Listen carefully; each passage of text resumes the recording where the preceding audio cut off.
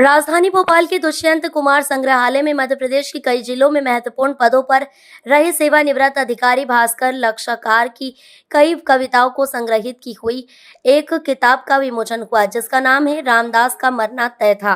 विमोचन में कई बड़े अधिकारी और कर्मचारी व कविता प्रेमी सम्मिलित हुए, जिन्होंने भास्कर लक्षकार को शुभकामनाएं दी।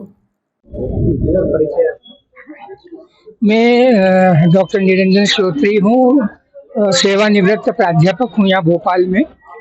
और भास्कर लक्षकार जो कि इन दिनों एक चर्चित युवा कवि होने वाले हैं, तो इनकी कविताओं से मेरा साहब जो हुआ वो एक संपादक के रूप में हुआ था लगभग आज से 7-8 वर्ष पहले, जब ये गुना में जिलाधीश के पद पर आए थे। इनसे मेरा पहला परिचय था औपचारिक, लेकिन आने के बाद में जब मित्रता हुई और मालूम पड़ा कि कविताएं लिखते हैं, तो जब मैंने देखा कि ये तो खजाना था पूरा, इसमें लगभग 15 वर्षों की कविताएं उनकी थी, तो मेरा मैंने कुछ कविताएं इनकी अपनी पत्रिका समावर्तन में प्रकाशित की और ये देखा कि जो तेवर है इस युवा कवि का एक अलग ही तेवर है, जिसको हम कहते हैं कि आज की प्रतिरोध की कविता।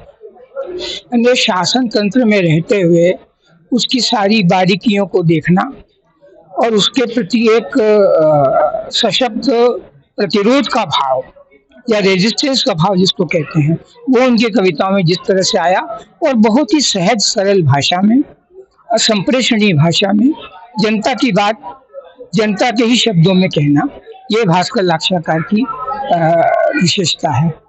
तो मुझे बहुत प्रसन्नता है कि हमारे आगे आने वाली पीढ़ी का एक युवा कवि एक बहुत ही महत्वपूर्ण और चर्चित होने वाले काव्य संग्रह जिसका नाम है रामदास का मरना तय था, उसका यहाँ इतने भरे खचाखच भरे सभागार में उसका विमोचन हुआ। राजेश जोशी, मनोज श्रीवास्तव और अरुणा सौरभ जैसे साहित्यकारों की और एक मेरे ख्याल से 150 कविता प्रेमियों की उपस्थिति में एक अद्भुत अनुभव था। तो उनके आगे आने वाले भविष्य के लिए, उनकी आगे आने वाली कविताओं के लिए कि हो ज़ेरे कलम और अच्छी कविताएं लिखेंगे और आगे जाएं।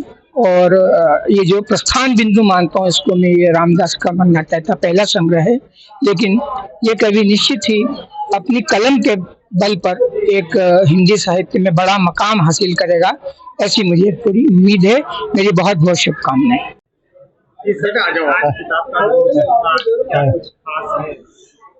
ये जो कविता संग्रह है पिछले लगभग 2 दशकों में लिखी गई कविताओं का संग्रह आया है और मैं बहुत उत्सुक हूँ इसको विमोचन कार्यक्रम में, और समृद्ध श्रोताओं और समृद्ध मंच के बीच इस संग्रह का आज विमोचन किया गया है। मैं सबको धन्यवाद करता हूँ। सर, कौन-कौन सी प्रमुख रूप से कविताओं में संग्रह है? इस कविताओं के विषय में कविताएं हैं, अपने आसपास की छोटी छोटी चीज़ों के विषय में कविताएं हैं, ऐसी तमाम चीज़ों के बारे में बात है जो हमारी नज़र से सामने होते हुए भी कई दफ़ा छूट जाती है। सर, कोई ऐसी कविता मीडिया के माध्यम से 4 लाइन? नहीं, वो ऐसे सोने के ठीक पहले उमड़ती है कविता, जैसे पहाड़ में उमड़ पड़ता है बादल अचानक और बरस जाता है, जैसे भरभरा कर गिर पड़ता रेत का ढूह और ढहा देता है सारा कृतित्व निर्माता का।